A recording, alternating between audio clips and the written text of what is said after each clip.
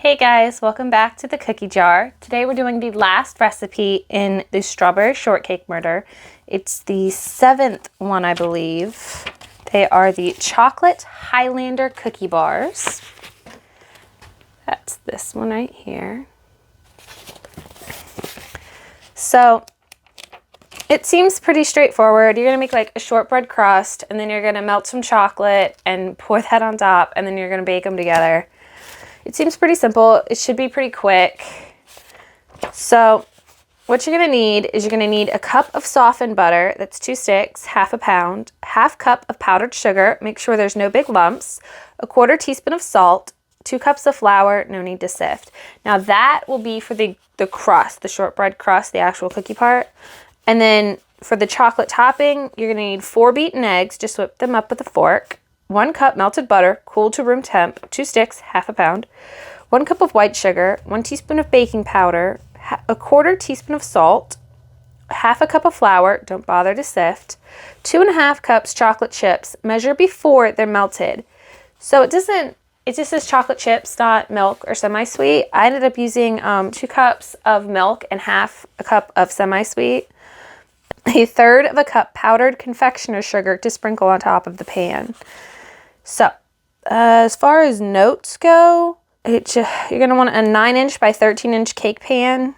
And then, let's see, after you bake the crust, don't turn the oven off because you're going to pop it back in. Once you're done baking the crust, don't turn the oven off because you're going to use the same temperature when you put it back in. There's 2 different ways to do the chocolate chips. You can either do them in a double boiler on the stove, or you can put them in the microwave for 3 minutes. The end, you can refrigerate them, but cut them before you do because they're pretty solid when they're cold.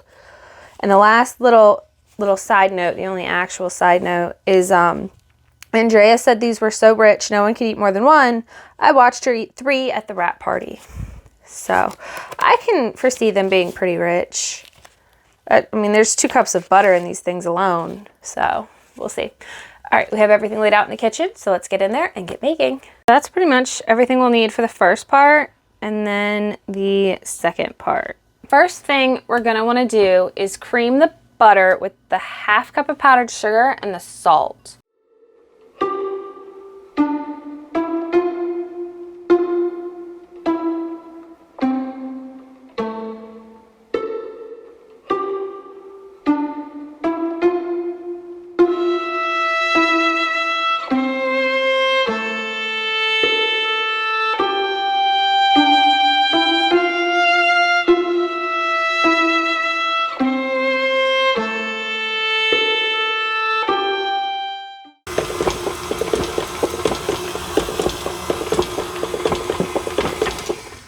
Now we're just gonna add our 2 cups of flour.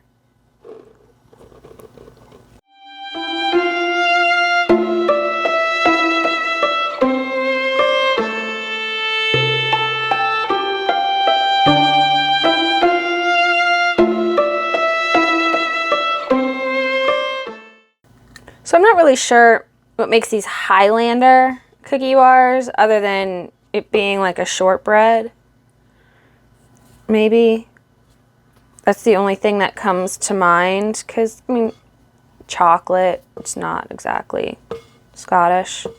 So I'm just gonna kind of scrape down the sides of the bowl, try to work it somewhat together, I guess.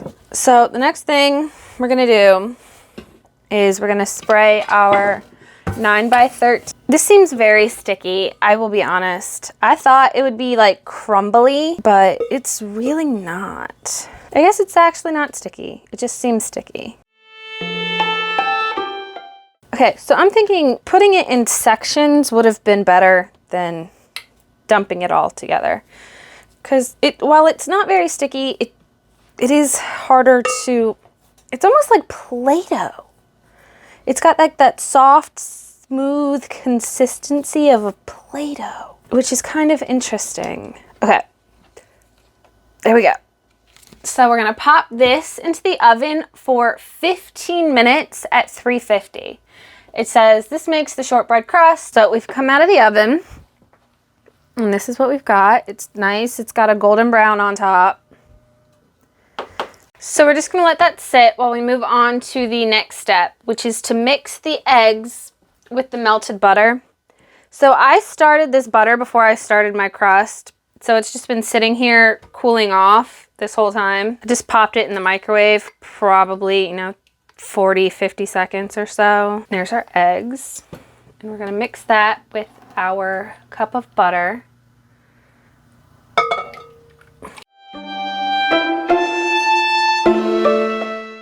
We are also adding in the cup of white sugar.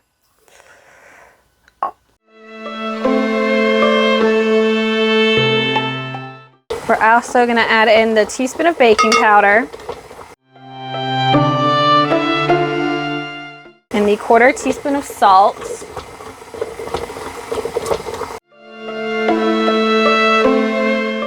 Then we're going to add in the 1/2 cup of flour.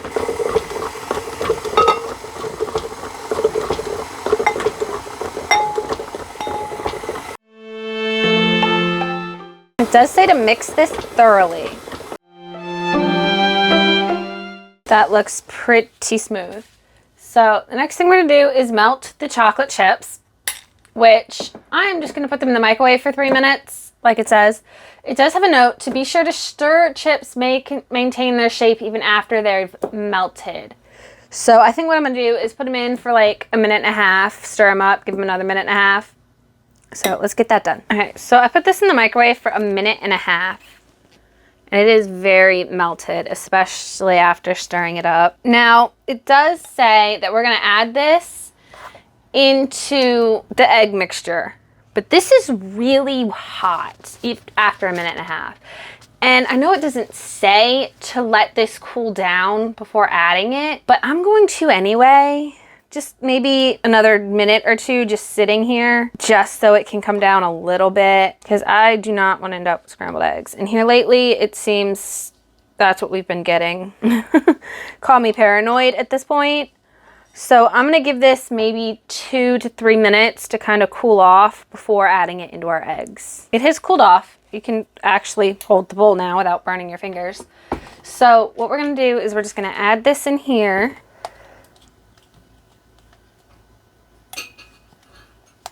All right.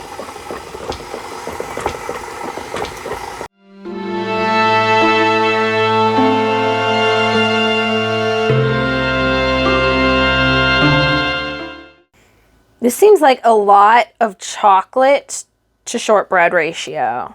Like, this is a lot.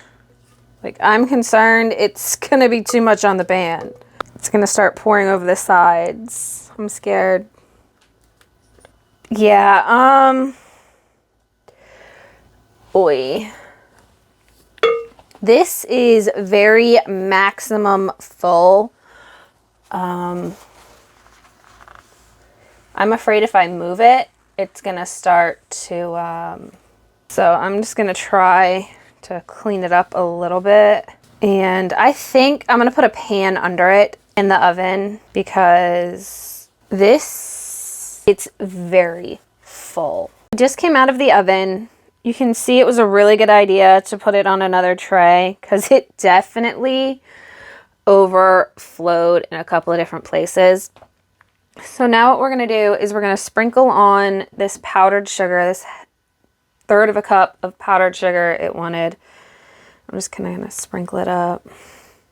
It seems like a lot of powdered sugar. I'm not using that much powdered sugar on it. I'm just going to sprinkle it like a little dusting across the top. I might even try to shake some of it off. Yeah, see how much is left over? Definitely don't need 1/3 cup, maybe 1/4, maybe. I'm going to try to shake it around a little bit. Okay, so I did. I picked it up. I tried to shake it around and the top came off because apparently it is not done inside. It is like an absolute mess.